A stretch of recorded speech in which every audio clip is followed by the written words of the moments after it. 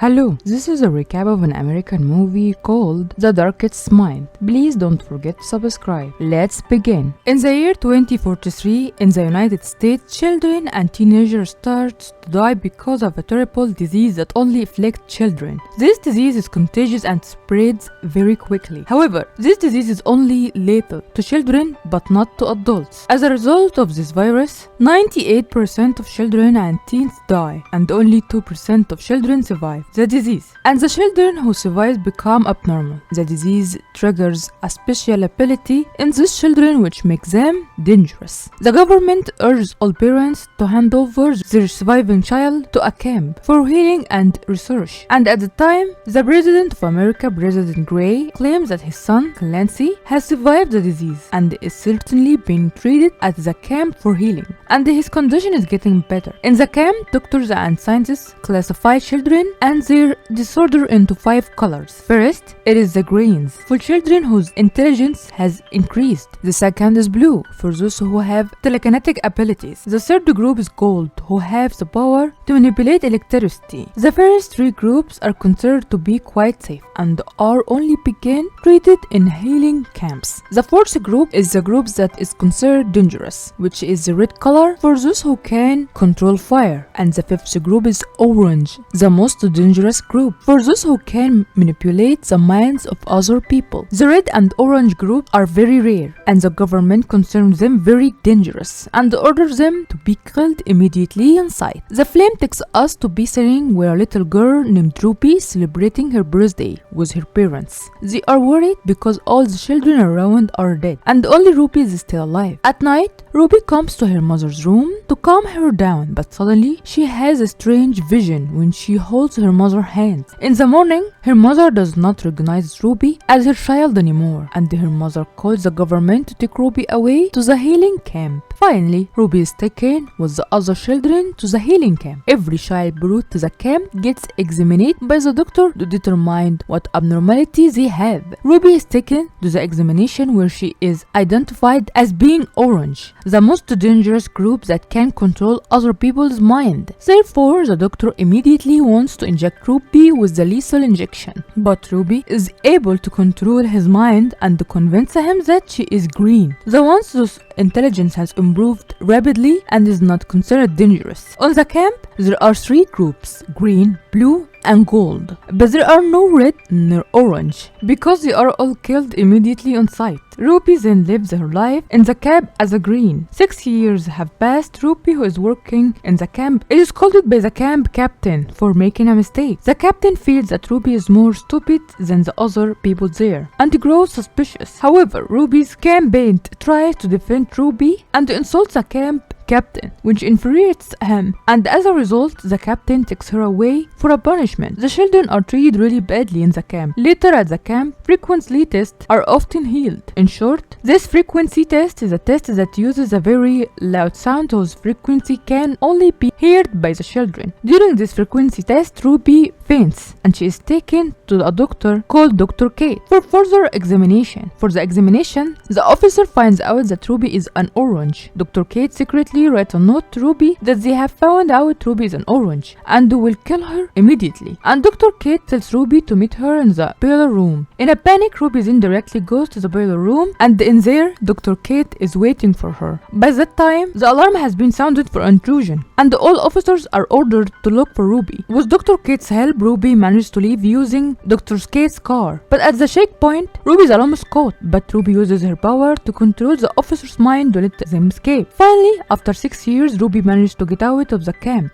In the car, Kate gives Ruby a panic button that can be activated as a tracker if she is in danger. Kate explains that she is a part of the Children's League, whose mission is to save children from the camp and fight the government. Kate takes her to a gas station to meet her boyfriend, Rob, who is also on a child rescue mission. But when Ruby almost falls and holds Rob's hand, she has a vision of Rob, who seems to like abusing children. Ruby becomes suspicious of their motives. When Ruby changes her clothes at a shop, she suddenly sees a small girl who can manipulate electricity. The girl runs away when she sees Ruby, and Ruby chases after her. The girl then gets into a van, and Ruby follows her to hide from Dr. Kate. The little girl is called Zoo, and she is mute and always wears gloves due to her ability. Zoo is accompanied by two friends called Liam and Charles. Liam is blue with a telekinesis ability, while the intelligent Charles is green. They agree to go with Ruby and help her escape from Kate. On the way, there is a woman who tries to chase them. Her name is Lady Jane. Lady Jane is a child hunter who works for money. While in pursuit, Kate also tries to pursue them. However, Liam uses his telekinesis power to harass them by scattering the leaves, cracking the road, and even knocking down the trees. As a result, they manage to escape. They also begin to get to know each other, but Ruby does not reveal her identity as orange and lies that she is a green. Liam explains that they are on their way down the East River to a group of children led by a mysterious person nicknamed the Slip Kid. They don't know the identity of the Slip Kid, but it looks like he is an orange who can control people's minds. He also explains that the Children's League, led by Dr. Kate, is not a good place to stay. He used to be in the Children's League, where they train children to use their abilities to fight against the government. Liam didn't like that idea of becoming a soldier, and so he eventually left the league. Meanwhile, Ruby and the others spend the night at an inn. Ruby remembers the time with her parents. It reveals that she couldn't really control her ability, and because of that, she accidentally erased her parents' memories of her when she was a child. When she was a kid, while sleeping, Ruby accidentally touches Zoo's hand and then gets a memory that Zoo, where she used to be in a government camp, but eventually she and hundreds of other children rebelled and fled, and the rebellion was led by Liam. Because of the trauma during her life at that camp, Zoo became mute. In the morning, they go to the long abandoned mall to shop and pick up some supplies. They really enjoy their moment together, since they never have a normal childhood. But suddenly, their bodies are lifted and controlled by a group of people. Luckily, Zoo uses her electric power to stop it. It turns out that they are also a group of children who have telekinesis abilities. At night, they talk about the Children Association in the East River and its very secret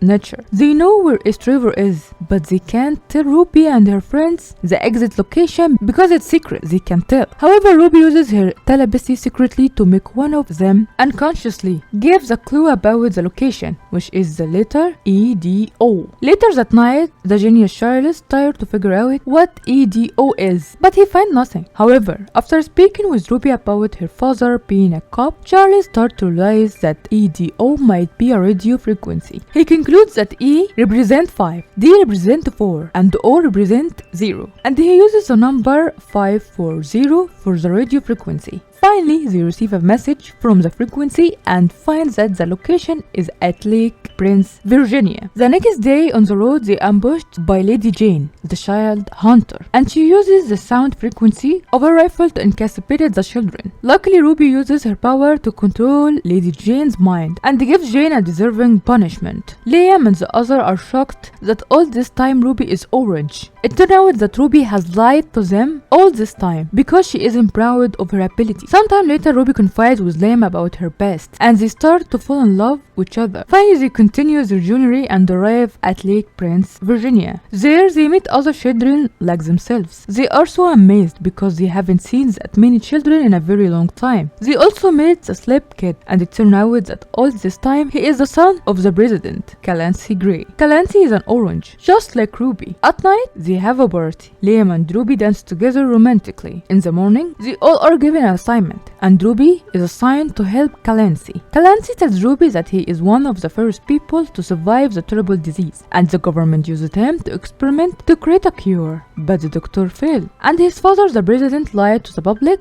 that they had found the cure. Clancy eventually escaped and formed the Children's Association, where all the children can live safely. Clancy then teaches Ruby how to control her power and to control other people's mind without touching their hands, and Ruby finally succeeds. In return, Ruby teaches him how to erase people's memories. However, during the process, Clancy controls her mind and tries to kill her. Ruby is disturbed and she hits him and leaves. Ruby and her friends finally decided to leave the place, but while on the run, they are ambushed by troops from the camp. Liam tries to fight back, but suddenly he becomes in consciousness. It turned out that Clancy has met him in consciousness. It is revealed that all this time Clancy has been the mastermind behind it all. Clancy has connected the camp captain to arrest all the children. Clancy has been manipulating his father, the president, and taking control of the government using his power. His main goal is to create his army of children with superpowers so that he would never get abused by anyone. Ruby then uses her power to make the camp into his life, and Zoe controls the electricity to create a track to escape. Suddenly, armed forces arrive with a helicopter to arrest all the children. The troops brought the children in the red group who can control fire. It turned out that they are secretly weaponized by the government, and they set the camp on fire. The battle finally ensues. The Red Army tries to burn Liam and his friends, but Liam uses his power to retaliate. But suddenly Clancy comes in the middle of the battle and he manipulates the minds of all the children there. Liam and the others are forced to leave the location